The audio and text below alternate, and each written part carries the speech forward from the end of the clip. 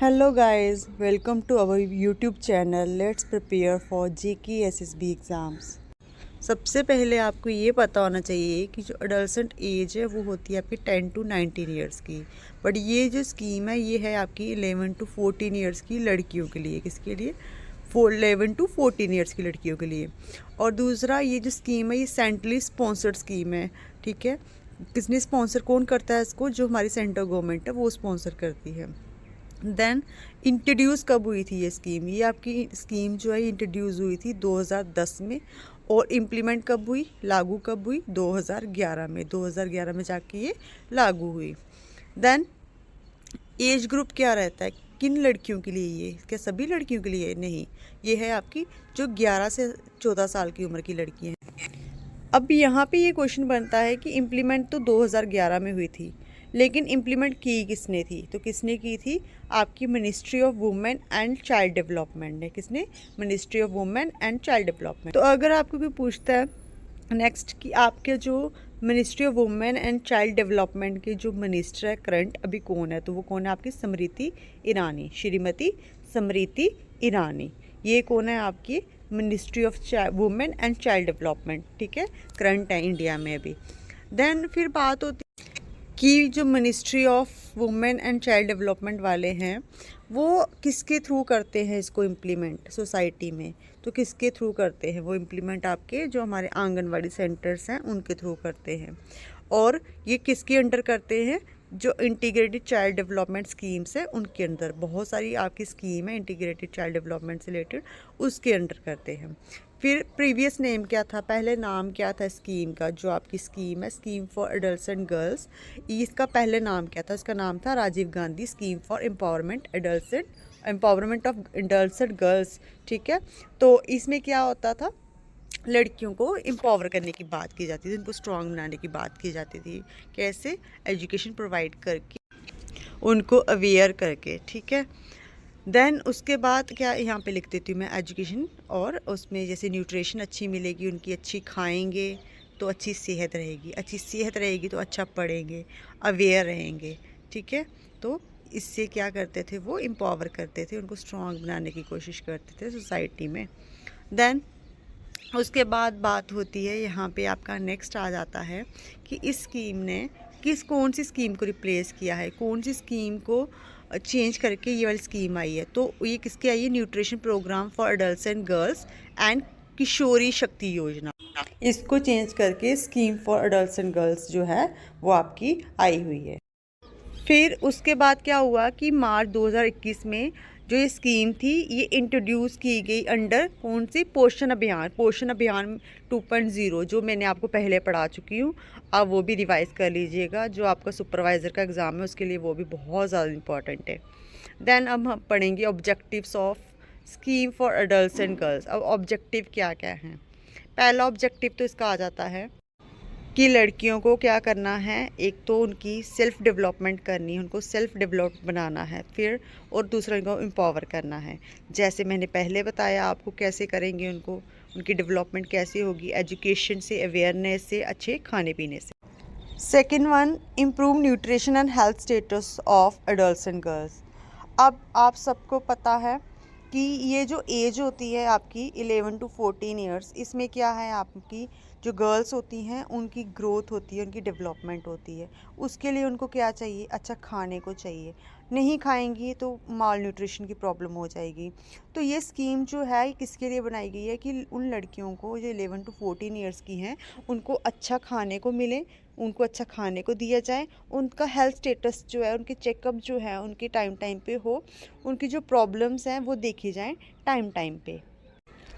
Now third one is to promote awareness of health, nutrition and hygiene.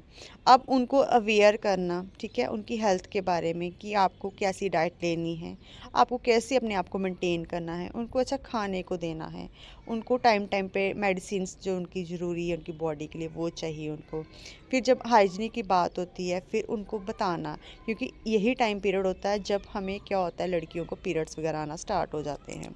तो इस पे उनको क्या करना? उनको अवेयर करना कि आपको जैसे आपके पीरियड्स वगैरह आते हैं आपको सैनिटरी पैड यूज़ करना है, आपको कितने घंटे बाद चेंज करना चाहिए, आपको कैसे अपने आप को साफ़ रखना है ताकि आपको कोई भी डिज़ीज़ जो है वो नहीं लगे। तो ये स्कीम क्या करती है, इसका जो ऑब्जेक्टिव है वो ये है कि अवेयर करना हर एक तरीके से इन लड़कियों को। Now fourth one is support out of school adults and girls to successfully transitions back to formal schooling और bridge learning skill training।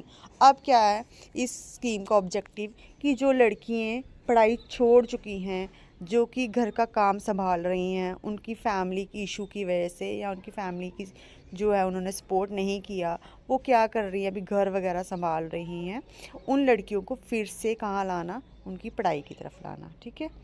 फिर फिफ्थ आपका आ जाता है लड़कियों को इन्फॉर्म करना, उनको गाइड करना किसके बारे में, उनकी हेल्थ के बारे में। हेल्थ सेंटर में जाके उनको कैसे अपना नाम रजिस्टर करवाना है, कैसे कैसे जो फैसिलिटीज़ गवर्नमेंट ने उनके लिए बनाई हैं उन फैसिलिटीज़ का लाभ उठाना है, और उनको कैसे अगर टेस्ट कौन कौन से उनके लिए फ्री हैं ये चीज़ें उनको बताना।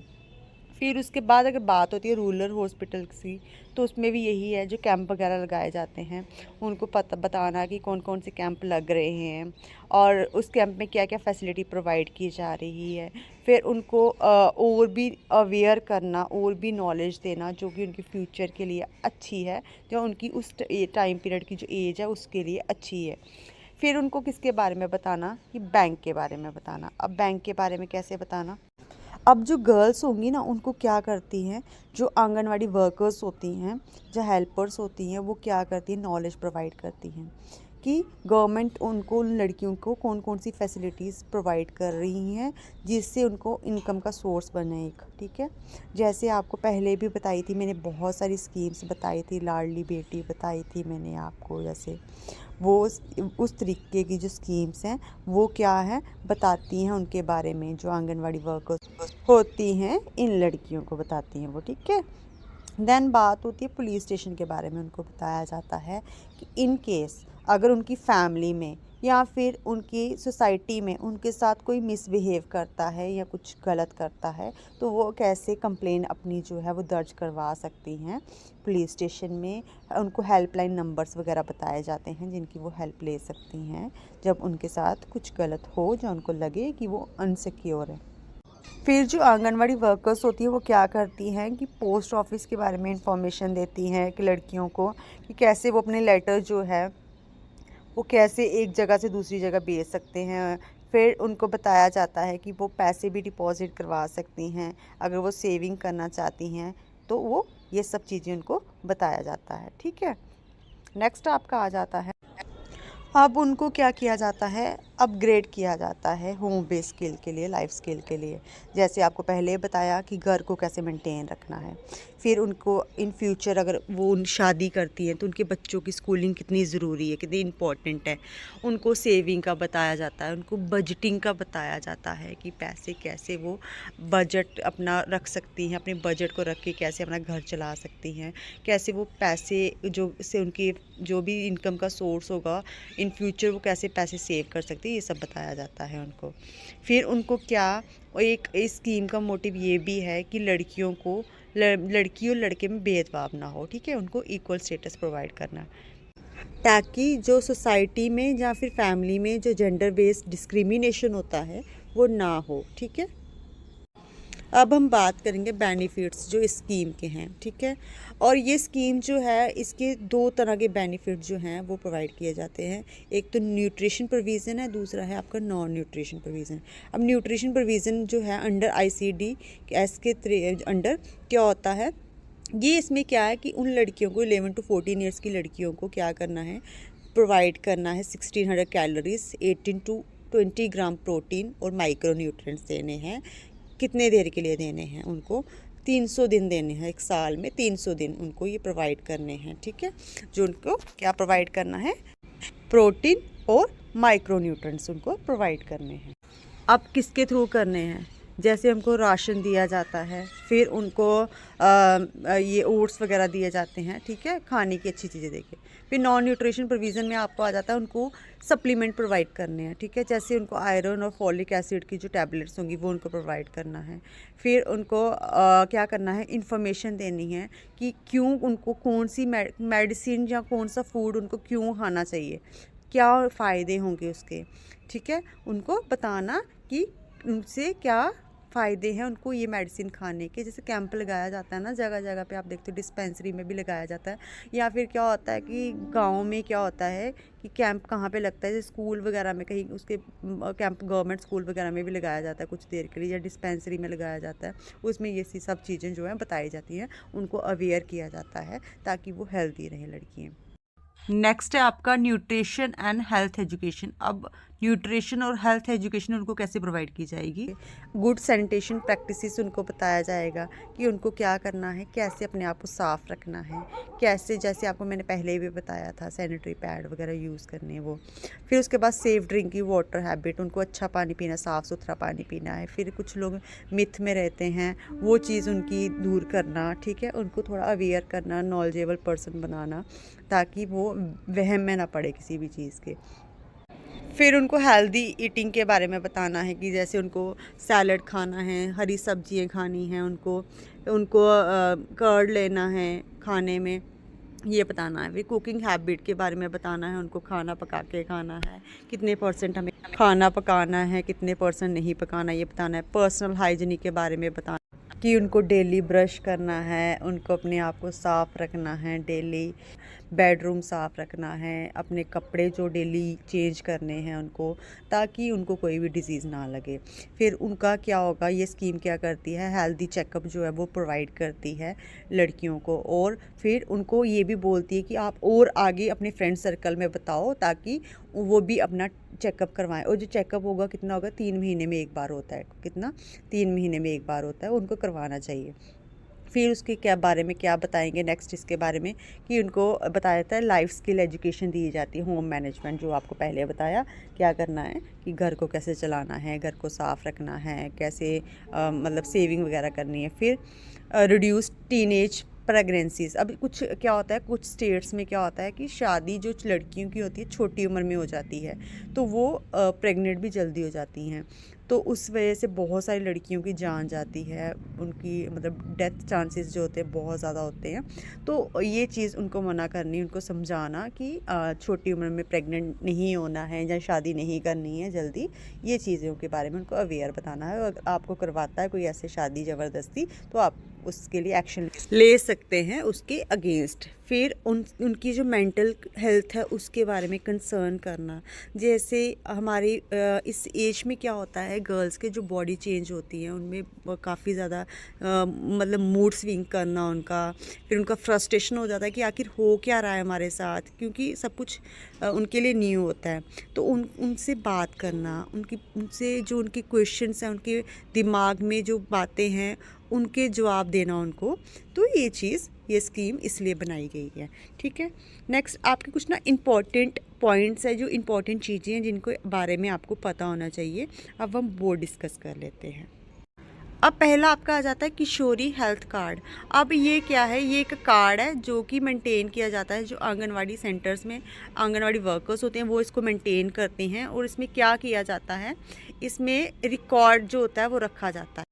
अब रिकॉर्ड में क्या आ जाएगा, जैसे कि जो गर्ल्स हैं उनका वेट कितना है वो मेज़र किया जाएगा, फिर उनकी हाइट देखी जाएगी, फिर उनका बॉडी मास इंडेक्स देखा जाएगा कि उनका क्या है। देन आपका आ जाता है किशोरी दिवस। अब किशोरी दिवस क्या होता है, किशोरी दिवस जो है वो एक स्पेशल हेल्थ डे है जो कि सेलिब्रेट किया जाता है। कब सेलिब्रेट किया जाता है, 3 महीने में एक बार। कब किया जाता है, 3 महीने में एक बार। इसमें क्या होता है, जो जनरल हेल्थ चेकअप होते हैं वो किए जाते हैं। कौन करता है, डॉक्टर्स करते हैं। कहाँ पे करते हैं, कैंप लगा के अलग अलग जगह पे, जैसे डिस्पेंसरी में हो गया, स्कूल में हो गया, या फिर कहीं पे भी कैंप लगा लेते हैं। और फिर इसके बाद है किशोरी समूह। इसमें क्या होता है, ये एक ग्रुप है, 15 से 25 लड़कियाँ इसमें होती हैं, ठीक है। और ये आंगनवाड़ी सेंटर में के लेवल पे ये जो ग्रुप होता है वो बनाया जाता है। और इसमें क्या होता है, एक लड़की सखी बनती है और 2 लड़कियाँ जो होती हैं वो सहेली बनती हैं। और ये सखी और सहेली जो होती है ये क्या करते हैं, ये जो आगे लड़की होती हैं उनको क्या करते हैं, नॉलेज जो होती है वो देते हैं, उनको गाइड करते हैं, उनकी जो स्किल होती है उस पर काम करती है, उसको इम्प्रूव करने की कोशिश करती है, ठीक है, उनको एजुकेशन देती है, उनको मोनीटर करती है, ठीक है। अब एग्ज़ाम में अगर आपको क्वेश्चन आता है कि जो scheme for adults and girls हैं ये पहली बार जो है कितनी डिस्ट्रिक्ट में इम्प्लीमेंट की गई थी, तो ये पहली बार 205 डिस्ट्रिक्ट में इम्प्लीमेंट की थी। फिर उसके बाद 2017 से लेकर 18 के बीच 303 डिस्ट्रिक्ट में इम्प्लीमेंट की। फिर 218 से 2019 तक ये किसमें की गई थी, जो बाकी डिस्ट्रिक्ट बच गई थी उसमें की गई थी। और अगर अभी की बात होती है तो अभी ये ऑलमोस्ट मैक्सिमम डिस्ट्रिक्ट इसने कवर कर ली हैं। फिर उसके बाद आपका फंडिंग आ जाता है, फंडिंग पैटर्न कि इस स्कीम के लिए जो फ़ंड है वो कहाँ से आता है। तो क्या होता है, जैसे गवर्नमेंट ऑफ इंडिया है, जो स्टेट्स हैं या यूटीज़ हैं जहाँ पे क्या है ये है लेजिस्लेचर है, ठीक है, तो वहाँ पे जो फ़ंड होता है वो मतलब 50-50% होता है। 50% जैसे यूटी का होगा और या फिर स्टेट का होगा, और 50% किसका होगा, जो सेंट्रल गवर्नमेंट होगी उसका होगा।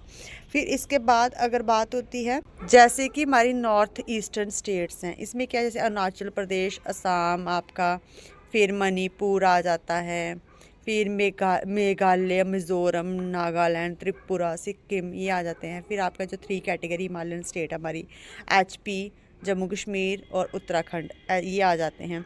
इसमें क्या होता है 90-90 होता है शेयर जो होता है, ठीक है, जो सेंटर और स्टेट का शेयर होगा वो 90:10 रहेगा। और जहाँ पे लेजिस्लेचर नहीं है वहाँ पे क्या रहेगा, 100% रहता है फ़ंड, ठीक है।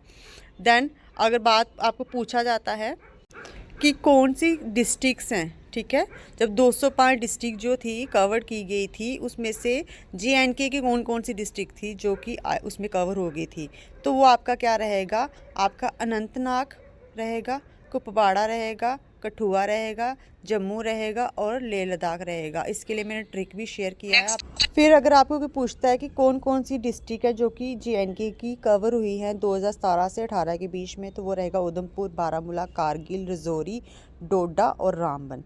ये डिस्ट्रिक्ट है जो कि 2017 से लेकर 18 के बीच में कवर की गई हैं under scheme for adults and girls में। अब ये था आपका आज का टॉपिक, आई होप आपको अच्छे से समझ आया हो। और ये बहुत इंपॉर्टेंट है, जो स्कीम्स हैं ये बहुत इंपॉर्टेंट है, क्योंकि आपका 60 नंबर का जो है ये आपका क्या आ रहा है, स्पेशलाइजेशन का आ रहा है। तो आप सबको अच्छे से पढ़ के जाना है और सब कुछ प्रिपेयर करना है, क्योंकि कई बार क्या रहता है कि हम सब कुछ पढ़ के जाते हैं लेकिन डीप लेवल पे जाके नहीं पढ़ते। उससे क्या होता है, कोई ना कोई चीज़ छूट जाती है। हमने चीज़ पढ़ी भी होती है लेकिन क्या होता है कि जो क्वेश्चन आता है एग्ज़ाम में हमने वो चीज़ नहीं देखी होती है, तो फिर हमें अफसोस होता है कि हमने क्या किया है कि एक गलती की वजह से हमने पढ़ा भी बट अच्छे से नहीं पढ़ा, उसके लिए हमारा एक मार्क्स जो था वो चला गया। तो इसलिए सब पढ़िएगा, अच्छे से पढ़िएगा। तो आज के लिए इतना ही। और वीडियोज़ के लिए चैनल को सब्सक्राइब करें, लाइक करें, कमेंट करें और शेयर करें। Thank you.